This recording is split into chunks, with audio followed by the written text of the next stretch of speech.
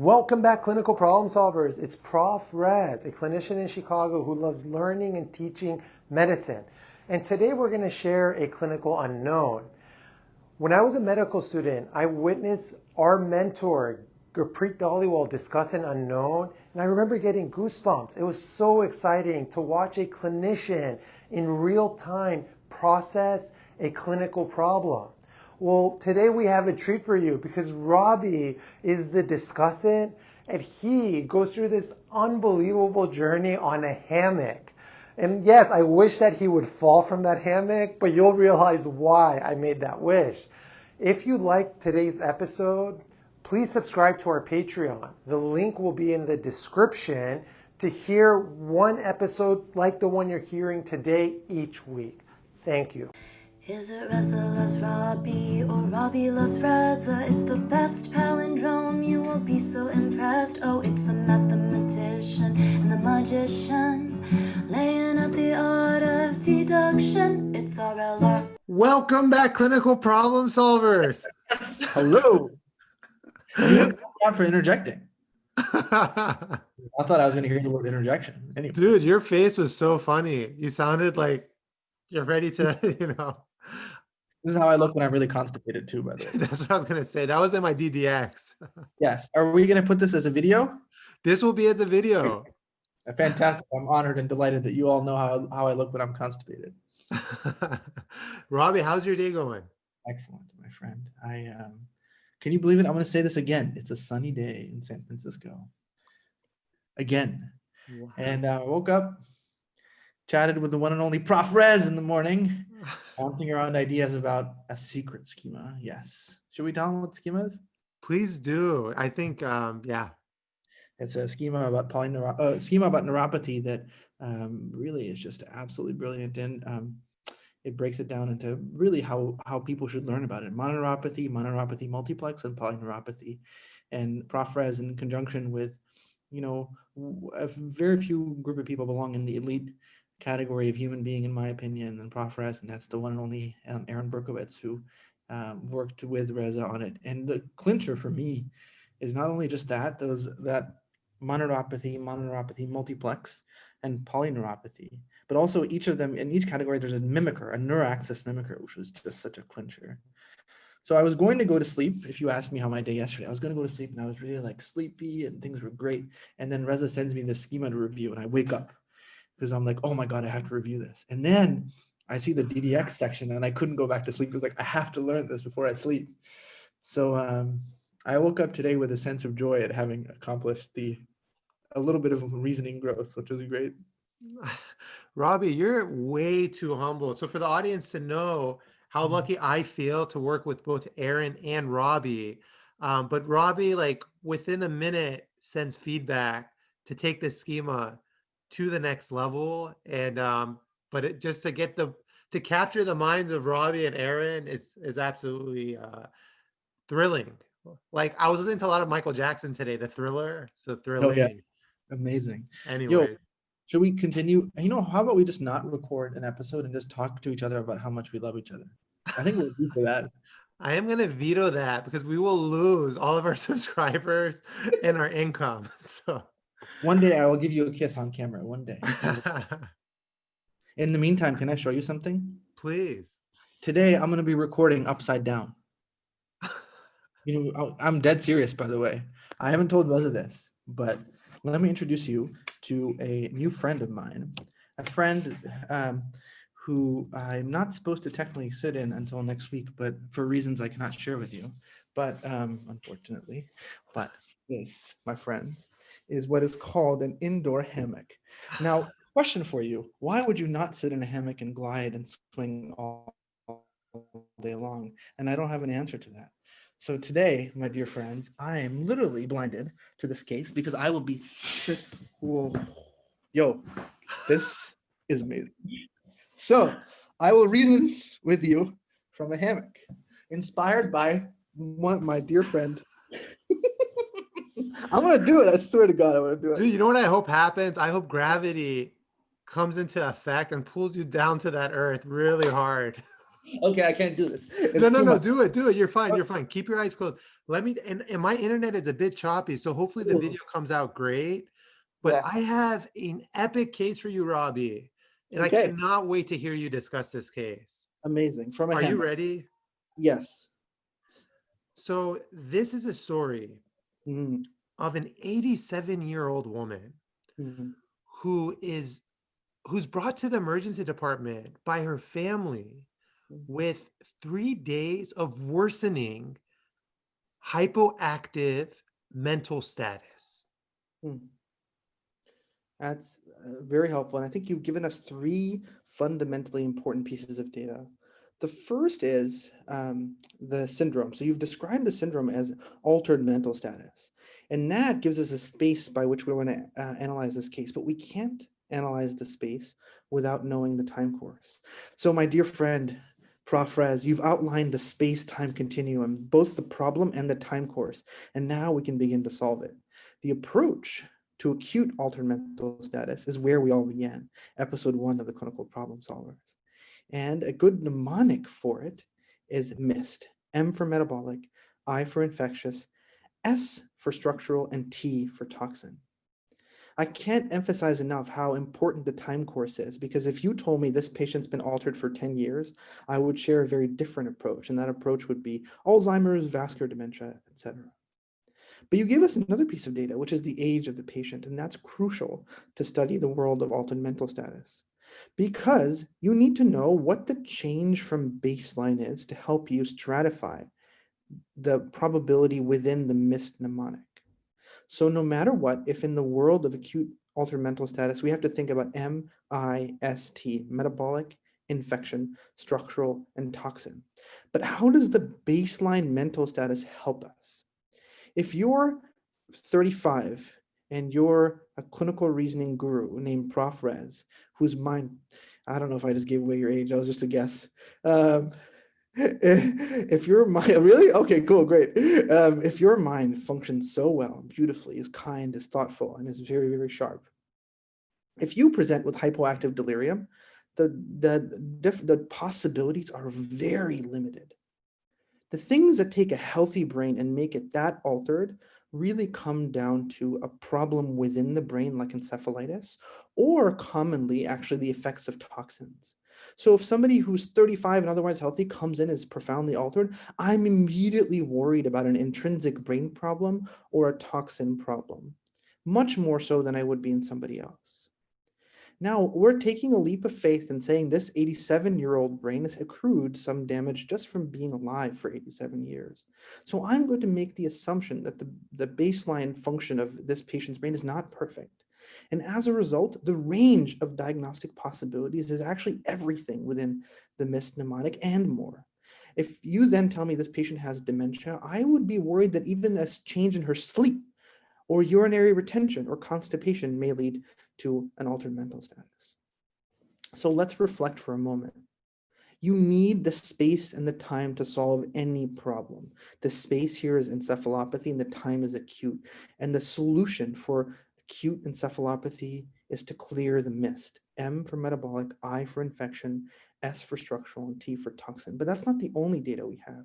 The other data we have is an assumption about the baseline mental status.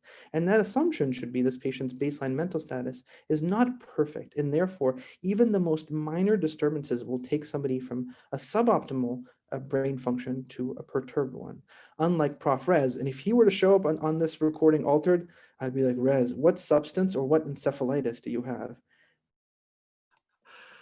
Rabih, I will say, if there was any clinician watching you right now of older age, they would say Yeah. this clinician who's discussing the case is encephalopathic, but the discussion is top notch. Yeah. It's just so funny. I want the audience, the listeners, to just see what I'm seeing. I'm seeing this brilliant person discussing an approach to encephalopathy, laying in a hammock with his Woo! left arm behind his head. Yes.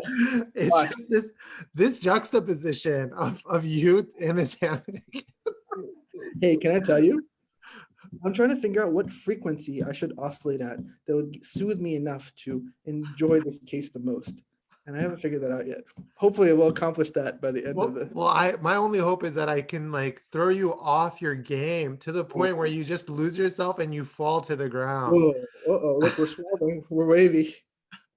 Well, listen, let's keep this case going. I think the way you broke that down in thinking about the patient's age and what the background is, meaning is there a chronic process where the patient is more vulnerable to acute changes, is spot on. So let me give you a little bit of that background because you basically took us there. So she has a history of mild cognitive impairment. She lives alone, does all of her activities of daily living by herself, and her family, a very loving, supportive family, checks in on her on a daily basis. They help her with shopping, but she does her own cooking. She does her own, cleaning, her own showering. And what they noticed over the past 3 days is that she was becoming more and more lethargic until the final day where she was just not responding to their questions.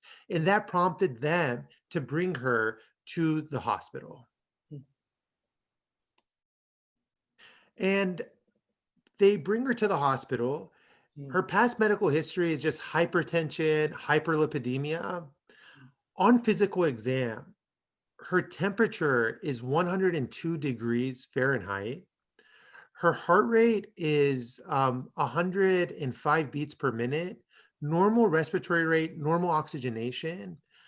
When I see her, Rabih, she is basically looking out into space.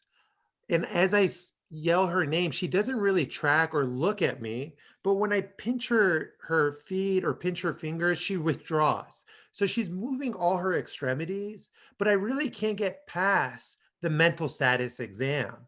There's nothing else. There's no obvious focal neurologic deficit. On cranial nerve assessment, I can't assess sensory. She's moving her extremities. The reflexes, they were tough to truly elicit, so I'm not going to even give you the reflexes. But that is the picture we have. Cardiac, abdominal, lungs, all normal. Fantastic. As I bake here in the sun on a hammock, I will need to tell you something really important. The older you are, the colder you are. Meaning that patients who are older have a much lower febrile response than patients who are younger. How do you remember this? Go back to your peds days, for me at least, and maybe if you're going to peds, look forward to them. Kids can mount a fever to 105, and the pediatrician will often say, no problem, don't worry about it. 105. If your older patient has a fever of 105, panic. That is alarm bells, no other. So a fever of 102 captures my attention and really limits the differential diagnosis in an older adult, prioritizing gram-negative infections. Things like cholangitis and pyelonephritis are a priority in a patient who has a fever this high, but that does not obviate us from thinking about the 6 most common causes of an infection in an older adult requiring hospitalization: respiratory, skin and soft tissue, urinary, gastrointestinal, hepatobiliary, and a bacteremia without a clear source. But in this patient, the height of the fever alone has me worried about pyelonephritis, cholangitis, or a gram-negative rod bacteremia of unclear source. Now that tips the needle that way. It doesn't confirm it. This does not mean the patient doesn't have pneumonia. This does not mean the patient doesn't have Staph aureus bacteremia. But when you see a fever that high in an older adult, the probability of pyelo and cholangitis goes up. Now you saw what happened there. We got so much data and we got the fever in the middle of that data, but my mind couldn't focus on anything else until I got that thought out. That tells you the probabilistic weight of the finding of a fever. Fever significantly alters the dynamic of a case, no matter what, because it is virtually pathognomonic of inflammation, which is an efficient way of problem solving. When your patient is inflamed, you know you need to jump into Prof. Rez's I made mnemonic. I capitalized and bolded, underlined. I for infection, M for malignancy, A for autoimmune, D for drug, and E for endocrinopathy. The D for drug also deserves to be emphasized because in an older adult, you want to make sure that you're not dealing with a drug-induced fever. And that is really, quite frankly, the only other cause of a fever that you should be suspicious of on day one or diagnosed on day one. What am I talking about? Neuroleptic malignant syndrome, drug-induced serotonin syndrome, malignant catatonia, heat exposure. All those things are things you should think about on day one. So of all the data that we got, the fever becomes center stage. And the question is, where is this infection? And on day one, I should prioritize thinking about drug-induced fever. The other piece of data that we got is not just the time course of how the syndrome is evolving, but a reassurance that it didn't begin abruptly and persist for 3 days. So if I were to represent on a graph the time course, it's slowly progressive encephalopathy over the course of 3 days. Because it could have been true that the patient had a sudden event and then remained persistently altered for 3 days. So the probability of a stroke or a seizure is lower now because the patient has been gradually getting worse and not abruptly so. And so now the question is the following. If we're going to prioritize infection, it's really helpful, I think, to break down infection into, is it in the brain itself, a meningoencephalitis, or is it outside the brain? You might say, well, I found no evidence on physical exam to prioritize an infection in the brain. So you might say on exam, I found no respiratory issues, no abdominal issues, no skin issues, and the brain is at issue. So is it true that it's less likely that there's a problem outside the brain because I found nothing outside the brain, and a problem inside the brain because we found that the brain is altered? And I will say the answer is no, not yet. The base rate of extracranial infections as a cause of altered mental status in older adults is so high that virtually nothing you can do on exam, with one exception, makes an intrabrain infection more common. It's way more likely that the patient is too altered to feel the flank pain or is too confused to mount a significant cough than for it to be not pyelo or not pneumonia. But the one thing that changes the equation is focal neurological signs. For you to find focal seizures, or for you to find a sensory abnormality or an impaired withdrawal to pain, that is the only thing that would make an intrabrain infection more common. So we started off with encephalopathy, then we changed it into an acute encephalopathy, and then we changed it into an acute encephalopathy in an older adult, and then we changed it into an acute febrile encephalopathy in an older adult, which prioritizes an extra brain infection. And the fact that we found nothing extra brain on exam makes those things a little bit less likely, but they're still so common in all older adults that our focus should be on the labs to look for them before we prioritize an intrabrain infection, while at the same time keeping an eye out on the drug list for drug-induced causes. Terrific, Rabih. I love the journey you're taking us on. And here I want to incorporate Jack Penner's recommendation. You're in the emergency department. You just evaluate the patient with the information you have. What do you do next? And for all of our listeners, click pause. What test would you order to evaluate this patient? Remember, being a proactive listener or follower is much better than passive. This way you learn. So pretend you're Rabih, pretend you were me or my team taking care of this patient. What would you do next? 3 hertz. 1, 2, 3. That's the soothing frequency. Ooh. All right, what are we going to get next?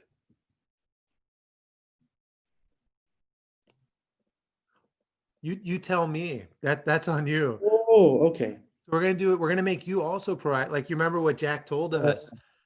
Can I tell you what I would want? Yes.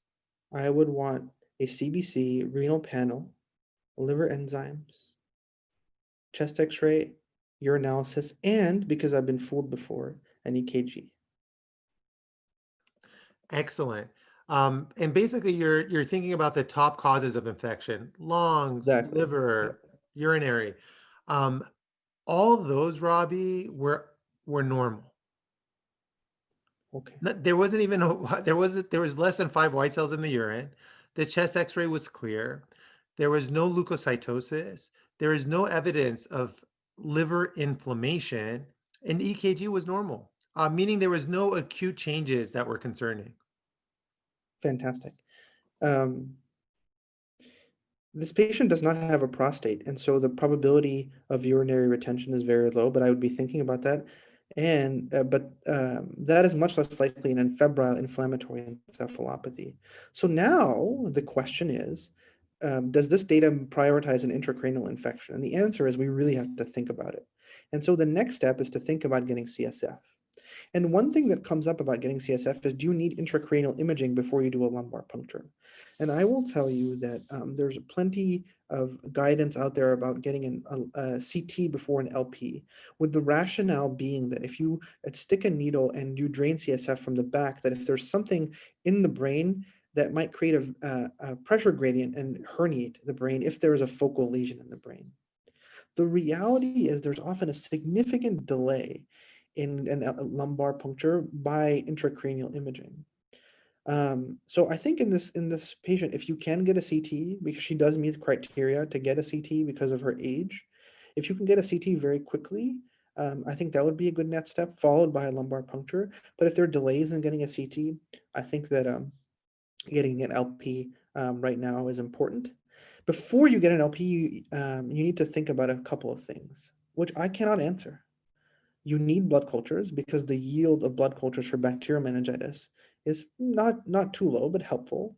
And then you need to ask yourself, should I empirically treat for an infectious meningoencephalitis before the lumbar puncture? Because it'll take a little while to get the lumbar puncture. And the other dimension is, do I think about giving steroids to this patient? Those are complicated conversations that I actually would really leave for an expert to discuss. But the things, if you're seeing this patient, that should cross your mind is CT, empiric antiviral and antibacterial therapy, and steroids. And how you answer them is complicated. But I really think the diagnostic yield is highest in a lumbar puncture. Excellent. Can I ask you a question before I give you the CT scan and the CSF profile? Let's say you were in the ED and you saw that this patient had pyuria, positive nitrites, positive leukosterase. What does this do for you in terms of, do you now say this patient has a UTI? She can't communicate suprapubic pain, dysuria, frequency. And do you stop going down the route of a CSF and you start treatment for a UTI or not? Great question.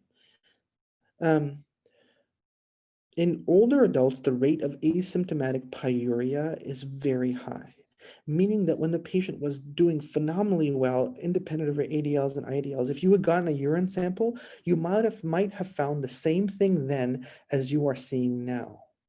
And so attributing her encephalopathy to a urinary tract infection would be incomplete because nothing has changed, probabilistically speaking, from 3 days ago to now, which is why there's so much emphasis on symptoms, because presumably the patient did not have urinary symptoms before and is coming to you for them now.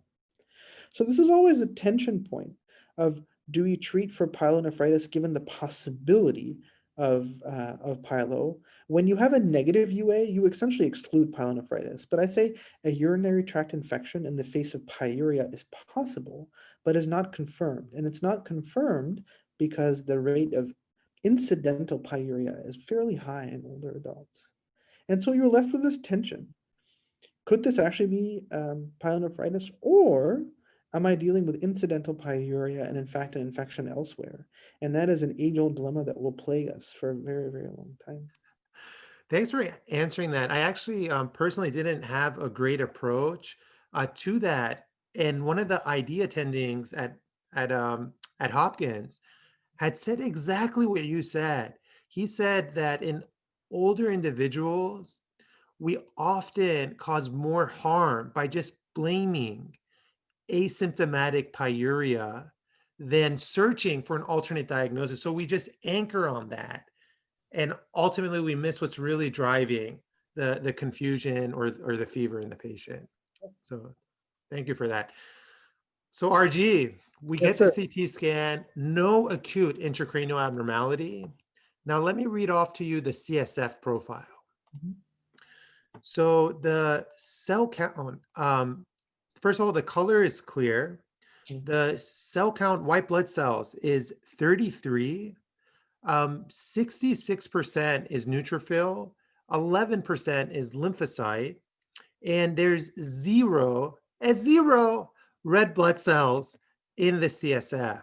The glucose is 69 within normal reference. The protein is elevated at 132, normal being less than 45.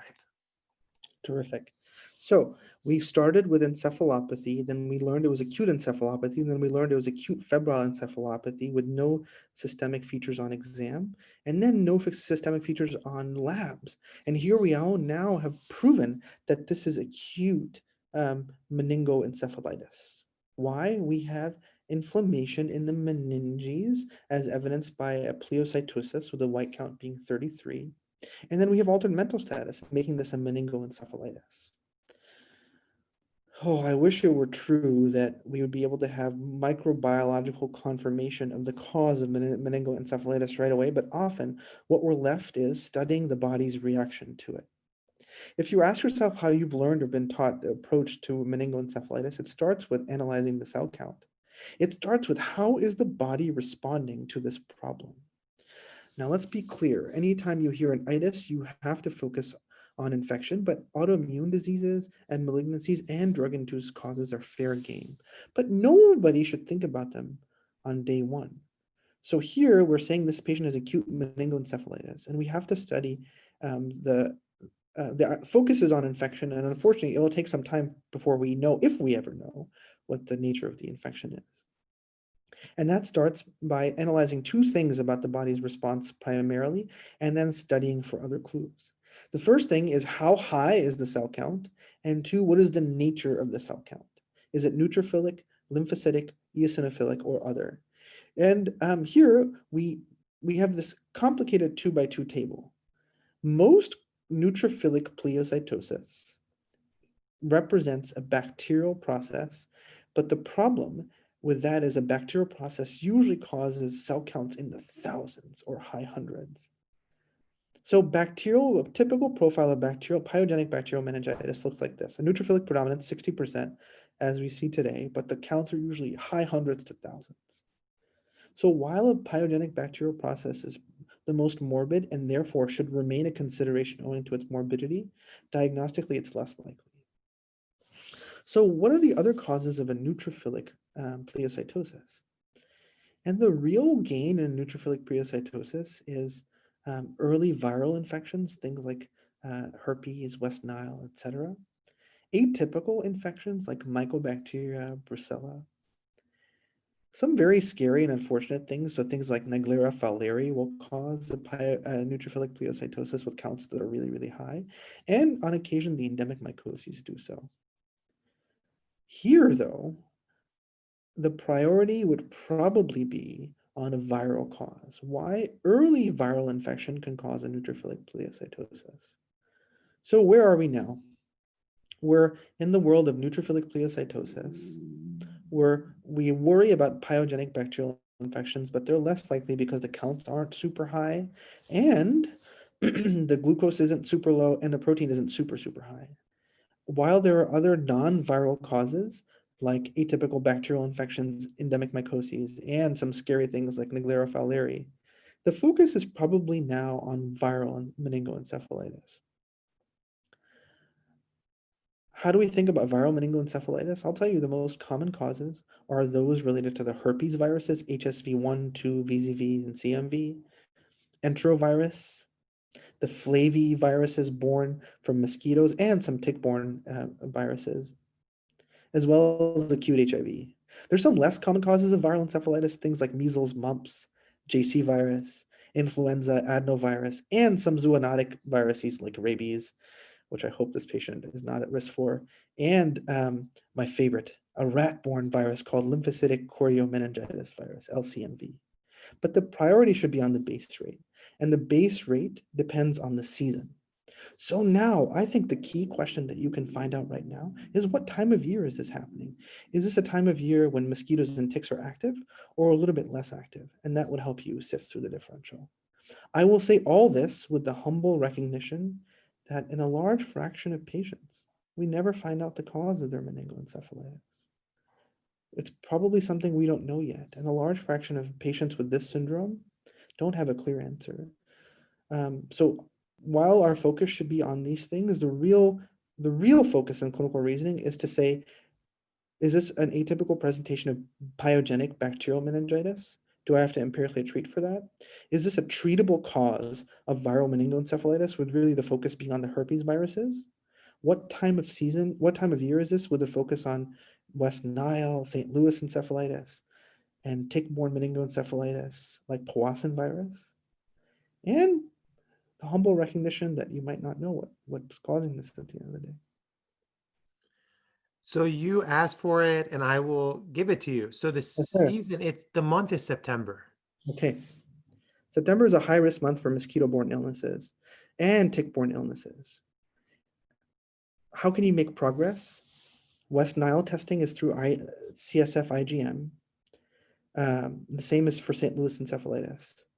I would step back and be like, is there a subtle systemic clue to the presence of viral meningoencephalitis? And the cool thing about viral meningoencephalitis is it's usually systemically silent with some exceptions. I now look back at the CBC and see, is there lymphopenia, which may not be appreciated? And that is a clue to the possibility of viral meningoencephalitis. The other thing that you might I'm laughing now. Let me look back and see if I didn't appreciate it. Keep going. By the way, folks, do you see what just happened?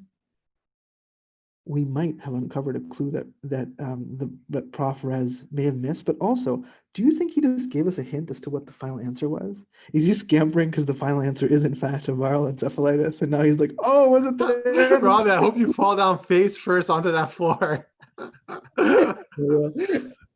But by the way, I really apologize for this head first view of my eyes. I didn't realize I was doing this. And anyway, fun to hear. Oh, okay, to be real though, you know what you can make progress while all this stuff is cooking is an MRI. And the MRI can really help you make progress on meningoencephalitis. Some examples: unilateral temporal lobe enhancement, HSV. Enhancement in the basal ganglia or the thalamus is common for flaviviruses. So the characteristic West Nile imaging feature is bilateral thalamic lesions. You can also make, also the imaging modalities of the other things that we talked about, like Naegleria fowleri, you'll see massive necrosis in the brain. TB, Brucella, Coxiella, all those things we mentioned earlier have a basilar meningitis. So the things that we were entertaining also have some MRI clues. So unless the CSF studies come back quickly, you might get an MRI just to get some prioritization on the causes of meningoencephalitis that you're entertaining. Listen, today I'm feeling like a giver. So you ask for it and I deliver. All right, let's do it. Robbie, this is going to be your final aliquot, okay? Okay. Yes, sir. And this story has multiple phases to it. So a brain MRI is done. Just shows small vessel disease, no acute intracranial abnormality, no increased hyperintensity throughout the brain parenchyma. During her hospitalization, also gets an EEG, which doesn't show any evidence of epileptiform or abnormal electrical activity.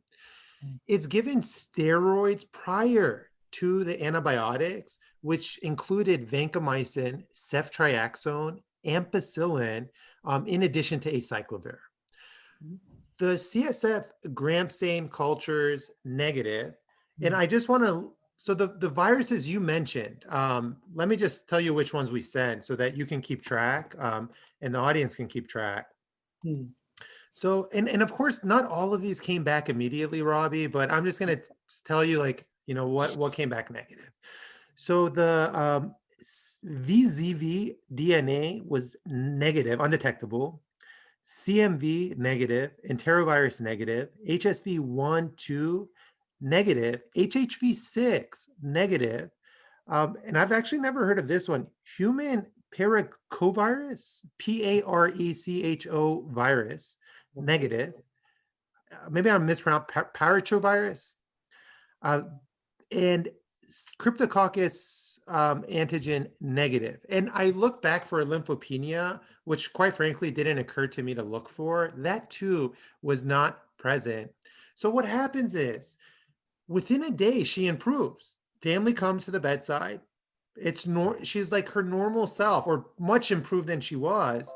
And within 2 days, no longer has a fever, And since she's like closer to her normal baseline mental status, is discharged home with family support and primary care follow-up.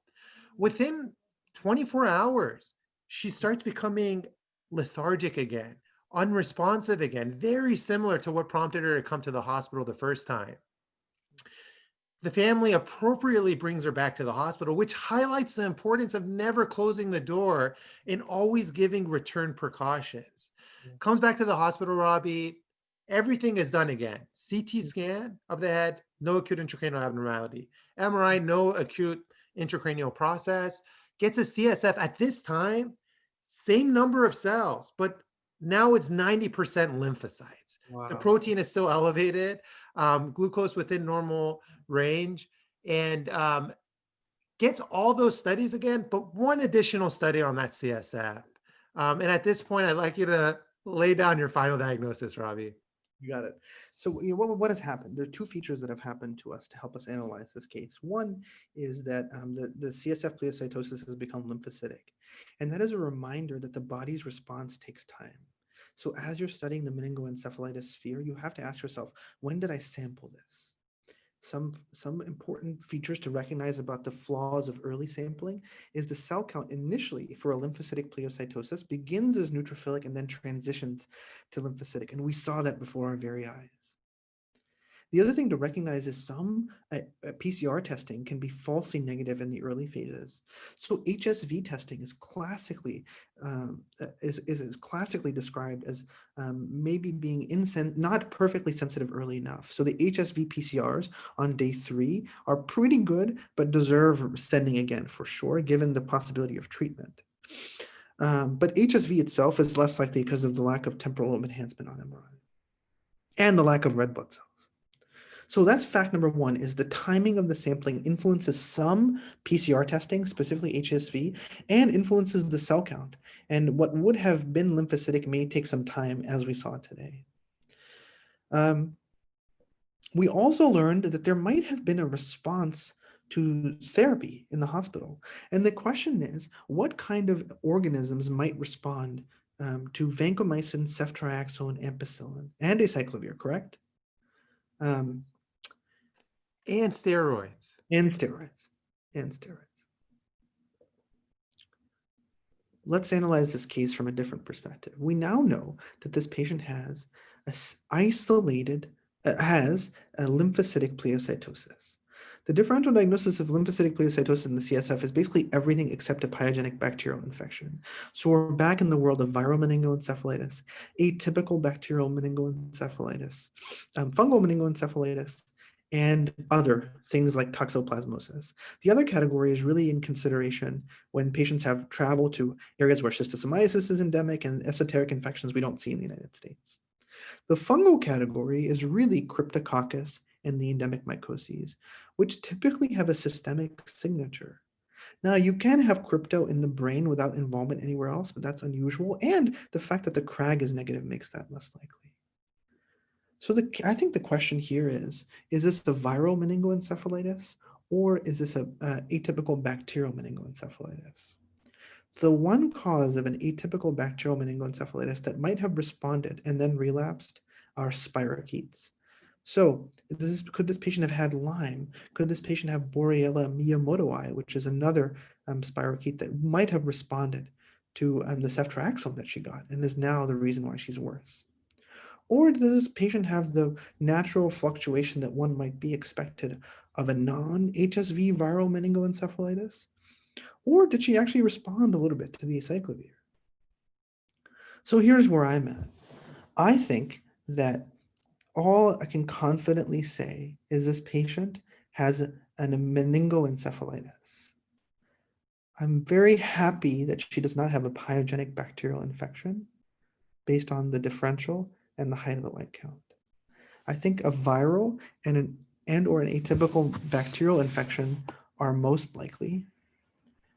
The response, the brief improvement may be consistent with the non-specific improvement that might be expected from steroid therapy and damping down the inflammation, maybe from acyclovir from HSV, or maybe from ceftriaxone and the improvement of a spirochetal infection. Now I'm going to push myself as far as I can. I don't think acyclovir is that good. I think that most spirochete infections have a subtle but certainly present systemic signature. So if I had to put an order to it, I would say non-HSV viral meningoencephalitis is the top, and base rate would prioritize West Nile. I would put spirochete next and then HSV third. But really, that doesn't matter. This case is equally compatible with all three of them, and maybe compatible with something else that I missed, in which case I'd be most excited to learn and grow. But really the good news is here, I don't think this patient has a life-threatening pyogenic bacterial infection. And the rest is, do I treat with acyclovir or not? Which hopefully we'll find out. You know what discussion this reminds me of? And I want the audience, this is on our website. It was a case presented by Dr. Fatima, which was a tick-borne case that you discussed. And I think that was one of the best discussions you delivered on our platform. This matches that. West Nile virus, IgM, was floridly positive at 5, undetectable levels being less than 1. And the IgG was elevated at 3. So the IgM higher than the IgG. This patient was diagnosed with neuroinvasive West Nile virus infection.